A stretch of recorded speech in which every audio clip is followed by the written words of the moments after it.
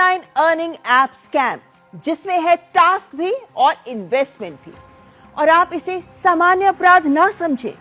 इतने व्यापक स्तर पर हो रहा है ये क्योंकि इस अपराध के पीछे है ट्रांसनेशनल क्रिमिनल्स। कंबोडिया, लाओस के स्कैम कंपाउंड से संचालित अंतरराष्ट्रीय माफिया का नेटवर्क।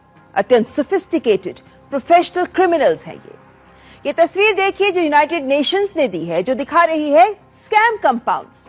यहां लाखों लोगों को सैलरी पर रखा जाता है और काम होता है आपको फंसाना। United Nations office of drugs and crime ने अपनी रिपोर्ट में विस्तार से इसका जिक्र किया है। यानी सिर्फ भारत में नहीं, दुनिया भर में, अमेरिका, कनाडा, यूरोप में भी किया जा रहा है ये साइबर अपराध। ग्लोबल मोडस ऑपरेंडी यूज की जा रही है। विभिन्न देश हैं इनसे परेशान, जिनका भारत ने किया पर्दाफाश। जो हमारा विक्टिम था हमारे पास आए और हमने प्रॉपर एफआईआर करके इन्वेस्टिगेशन शुरू करी। शुरू में हमने उस व्हाट्सएप ग्रुप की डिटेल्स निकाली तो पता चला कि वो व्हाट्सएप ग्रुप इंडिया के बाहर से ऑपरेट हो रहा है।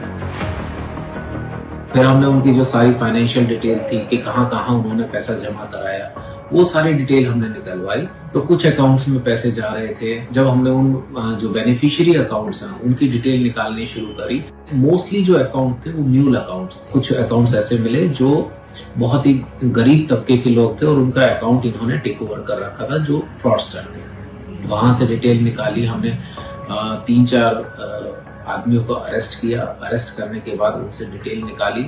फेसबुक पे जहाँ पे ऐड निकली थी उस ऐड की हमने डिटेल निकाली। वो ऐड कहाँ से ऑपरेट हो रही है, उसके पैसे कहाँ से सबमिट हो रहे हैं। तो वो भी मोस्टली जो ऐसे फ्रॉडस्टर थे वो सारे कहीं ना कहीं कंबोडिया से ऑपरेट कर रहे थे। पता चला कि आखिरी एंड पे जो पैसा था वो क्रिप्टो करेंसीज में कन्वर्ट होके वो कहीं ना कहीं किसी फॉरेन कंट्री में ही जा रहा था। उन विक्टिम्स को हमने कांटेक्ट करा, उनसे एमओ पता करने की कोशिश करी कि कैसे इनको कांटेक्ट किया जा रहा है। कुछ फ्रेंड रिक्वेस्ट भेज के, कुछ लड़कियां यहाँ पे जो हमारे विक्टिम्स थे उनसे फ्रेंडशिप करके बाद में उन्हें ल्योर किया कि मैं भी यहाँ पे पैसे इन्वेस्ट करती हूँ, आप भी यहाँ पे पैसे इन्वेस्ट करिए और बहुत पैसा मिलता है। कुछ अकाउंट की हमने आईपी डिटेल से जब पता करा तो इंडिया से ऑपरेट करके उन्हें हमने अरेस्ट किया। वहां से पता चला कि कुछ फॉरेन एंटिटीज यहाँ पे हमारे जो कुछ इंडियंस को पैसे के बदले में ल्योर करके ये अकाउंट खुलवाते हैं। ओल्ड एज सिटीजन है, उनके आधार क्रेडेंशियल्स उनके यूज करके ये सिम परचेज करे गए थे।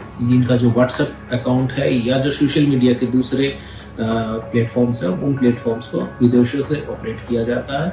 वहां से फिर ल्योर करके इनसे जो है हमारे यहाँ पे फेक अकाउंट खुलवा के फिर उनमें पैसा जमा करवा के वो सारा फॉरेन में जाता है।